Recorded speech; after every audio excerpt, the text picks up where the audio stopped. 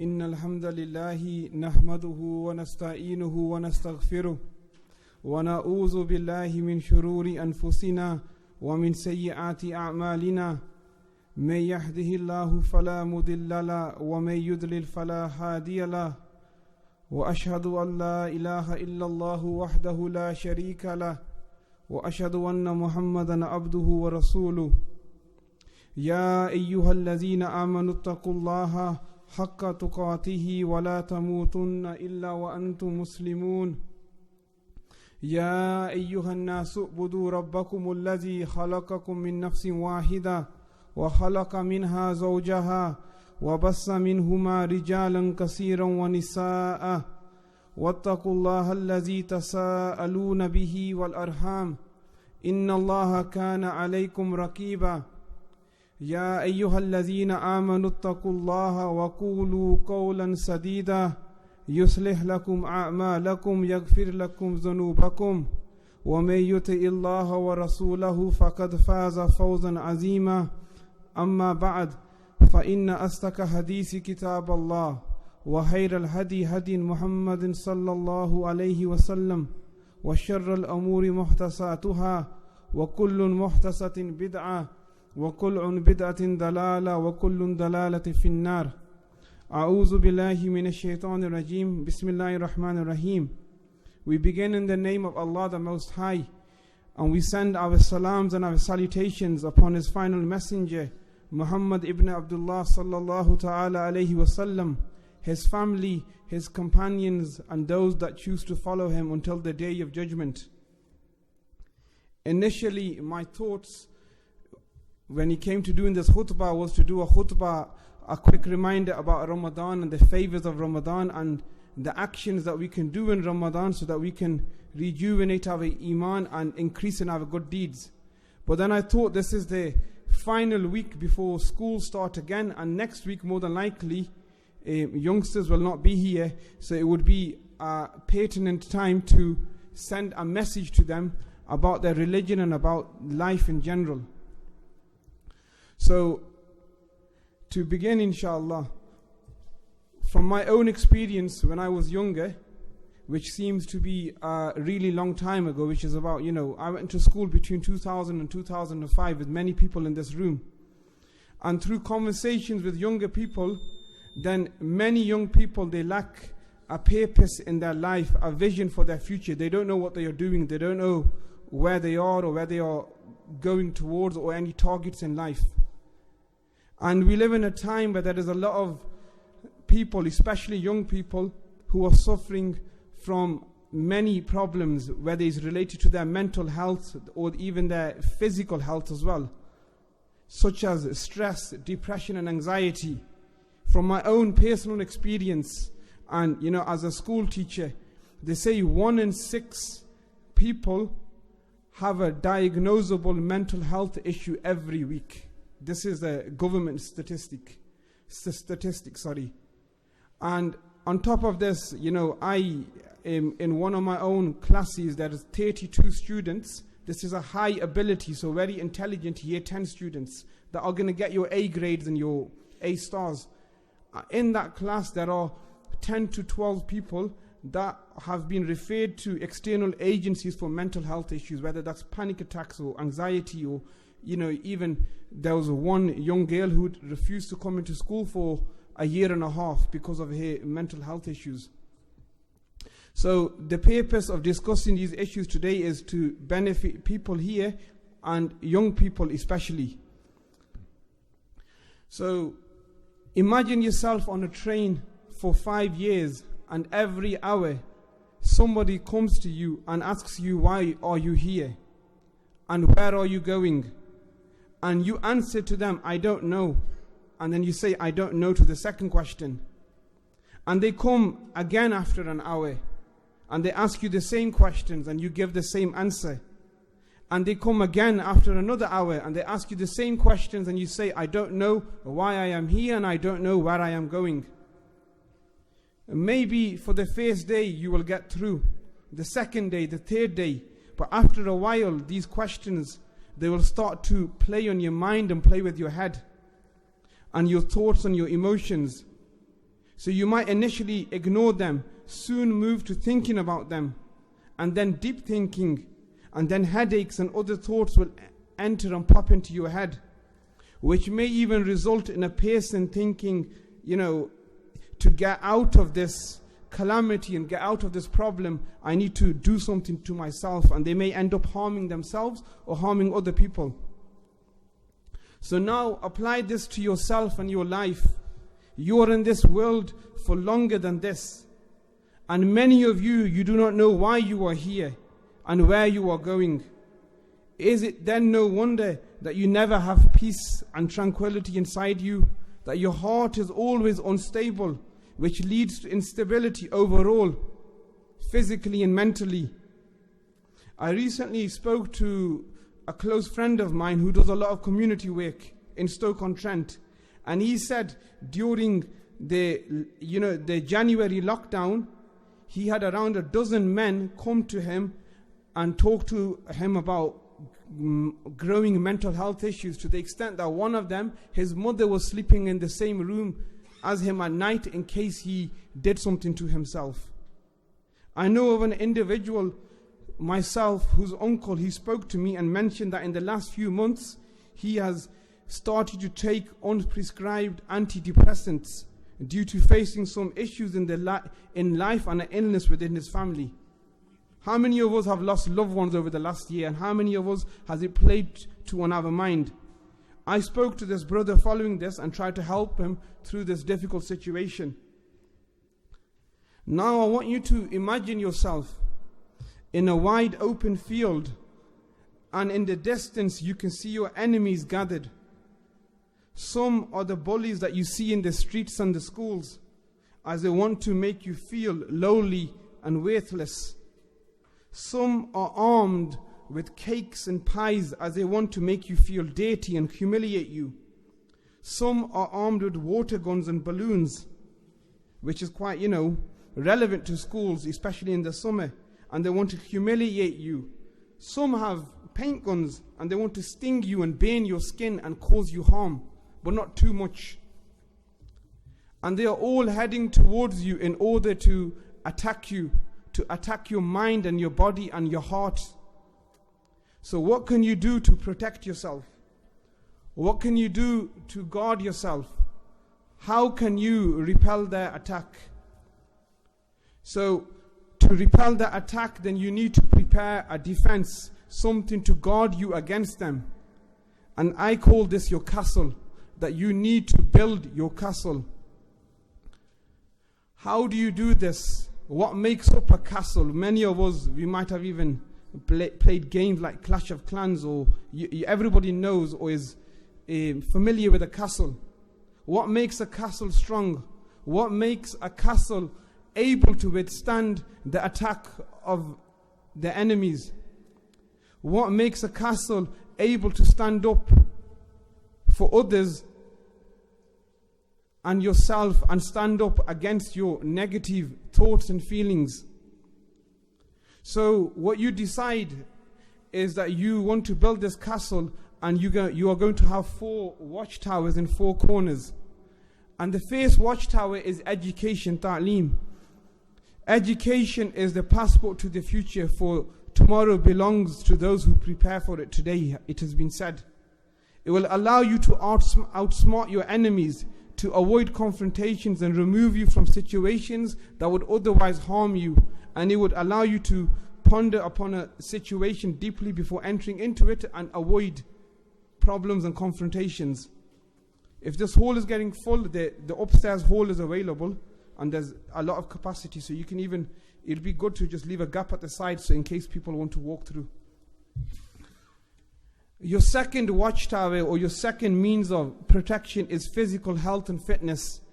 It will give you the strength to defend yourself physically, to protect yourself, and it will heighten your self-esteem and self-value, that you won't look down upon yourself or feel depressed all the time. And the third watchtower is family. Good relationships with parents and siblings are essential. They are the ones that when you, that were with you Or therefore you, when you were a child, and when you cried in the middle of the night, it was your mother who picked you up and looked after you, nurtured you, cared for you.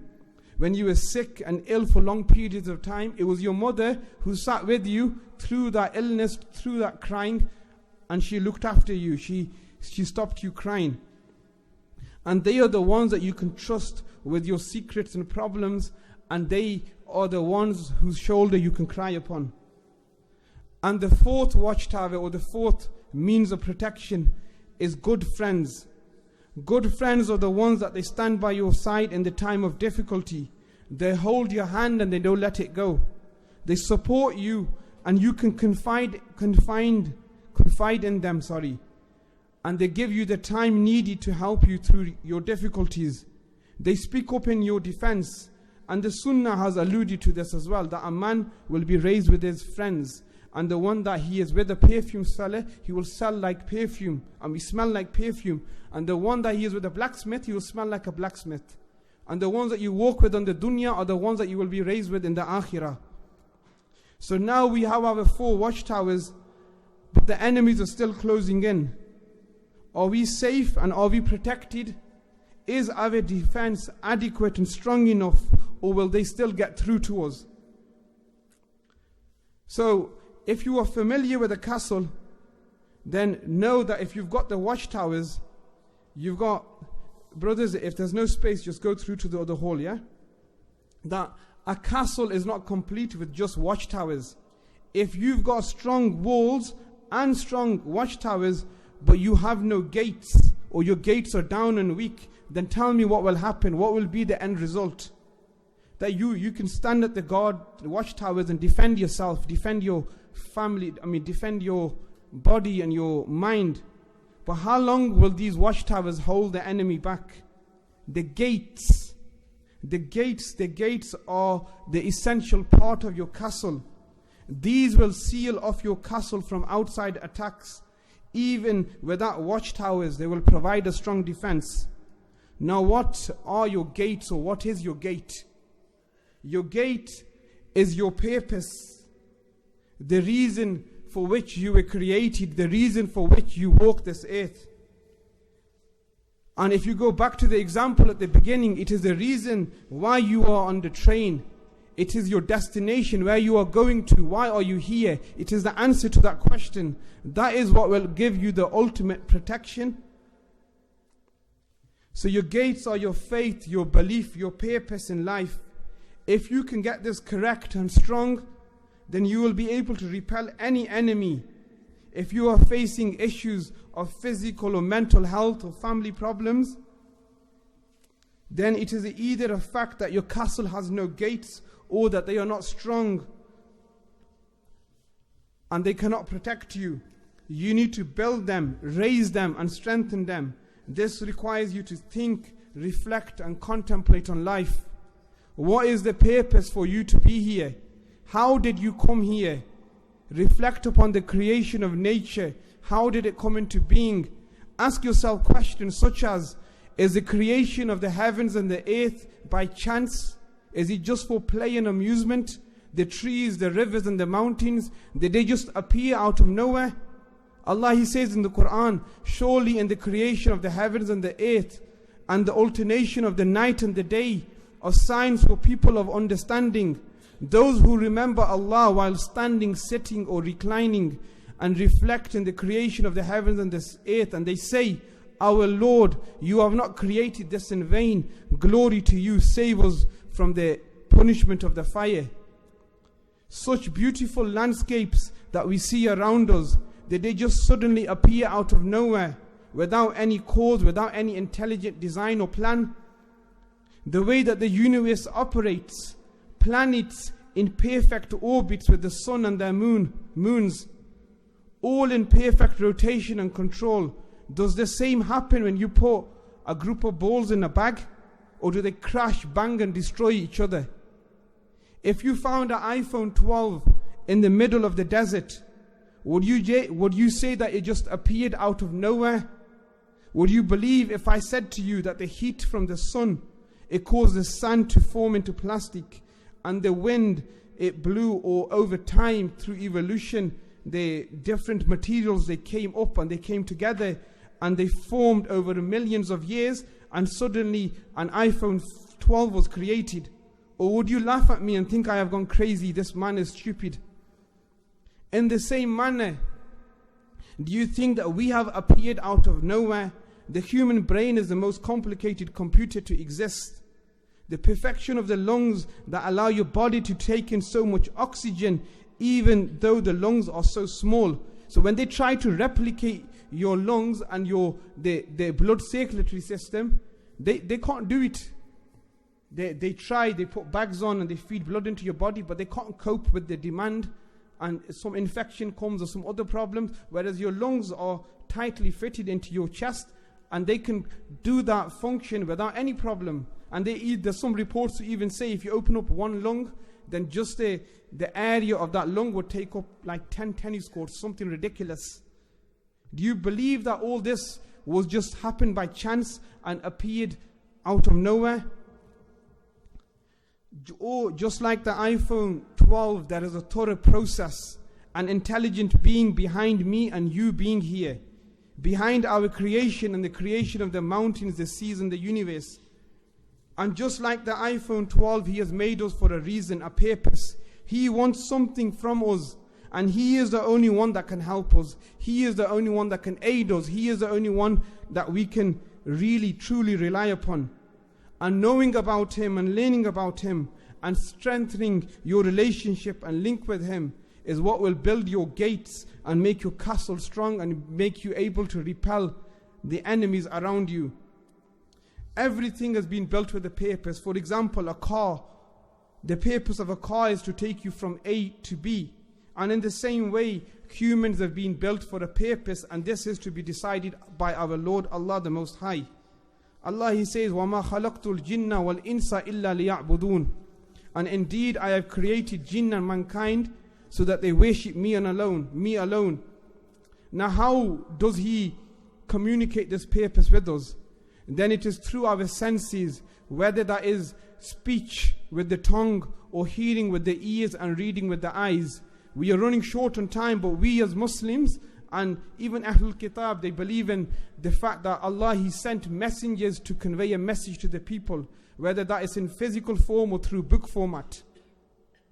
And we believe that the books such as the Torah and the Quran have been sent as a guidance, books to follow, books that communicate Allah's purpose to us, or our purpose to us from Allah. And Allah, He mentions, and we have revealed the book to you, explaining everything clearly. So by following this book and reflecting upon it and being guided by it, we will indeed find success and peace in ourselves. We ask Allah subhanahu wa ta'ala that He accepts our worship in this month. We ask Allah to accept our fasting in the day and our standing in the night. We ask Allah to show us the right path and make it easy to stay firm upon it. We ask Allah to ease the situation of the Muslims throughout the world, bring them ease, honor and comfort. We ask Allah to accept all of our actions in this month and other months and allow us to continue with them outside of Ramadan.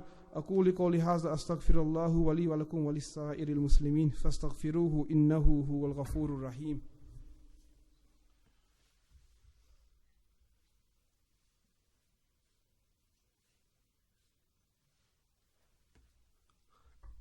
أعوذ بالله من الشيطان الرجيم بسم الله الرحمن الرحيم اللهم صل على محمد وعلى آل محمد كما صليت على إبراهيم وعلى آل إبراهيم إنك حميد مجيد اللهم بارك على محمد وعلى آل محمد كما باركت على إبراهيم وعلى آل إبراهيم إنك حميد مجيد سبحانك ربك رب العزة أما يصفون وسلام على المرسلين والحمد لله رب العالمين. Please, brothers, on the way out, there's a donation box on the side here, and there's one on the other hall. Please donate generously. Also, tonight we are going to be collecting for an appeal in Yemen. And, I don't know if I mentioned yesterday, but £350 alone will provide bread for 5,000, or loaf of bread for 5,000 families, which is, insignificant. And some of us, they spend this much just on their household running every week. So, please, inshallah, try to attend Tarawih tonight and donate generously. JazakhAllahkhair.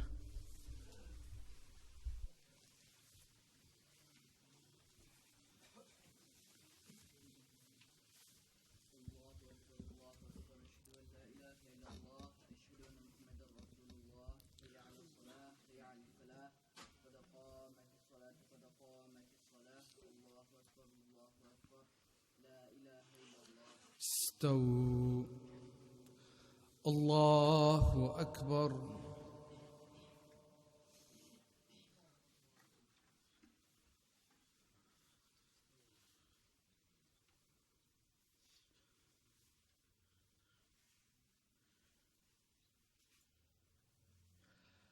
الحمد لله رب العالمين الرحمن الرحيم مالك يوم الدين إياك نعبد وإياك نستعين اهدنا الصراط المستقيم صراط الذين أنعمت عليهم غير المغضوب عليهم ولا الضالين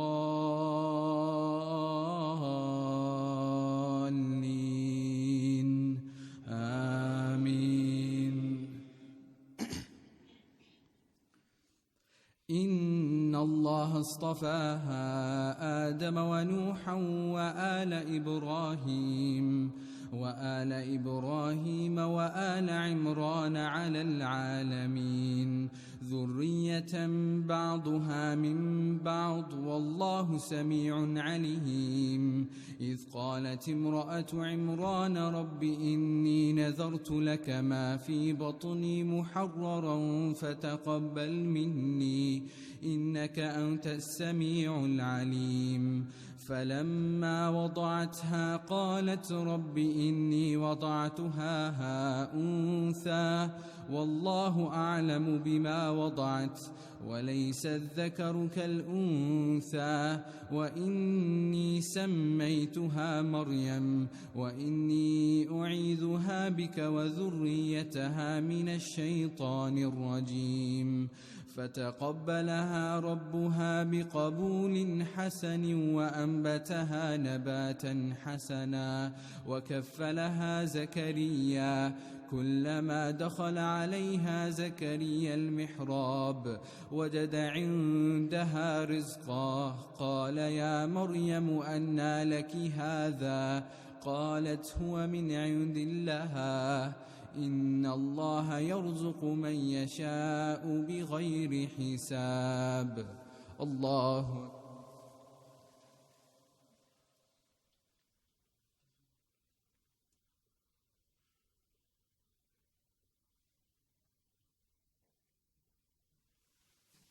سمع الله لمن حمده. الله أكبر.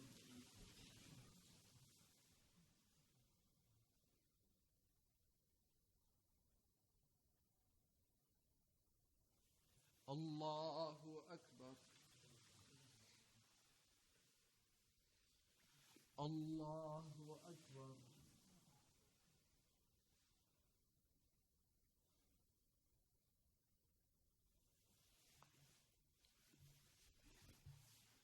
الله أكبر.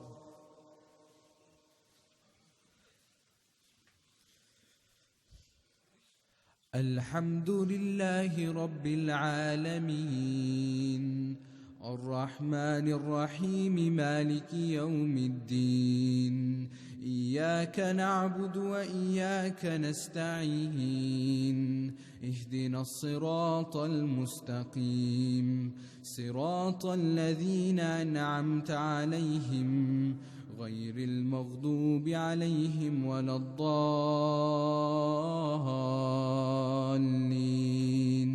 آمين. الله نور السماوات والأرض مثل نوره كمشكاة فيها مصباح المصباح في زجاجة الزجاجة كأنها كوكب دري يوقد من شجرة مباركة زيتونة لا شرقية ولا غربية يكاد زيتها يضيء ولو لم تمسسه نار، نور على نور، يهدي الله لنوره من يشاء ويضرب الله الأمثال للناس والله بكل شيء عليم. في بيوت أذن الله أن ترفع ويذكر فيها اسمه يسبح له فيها بالغدو والآصال. الله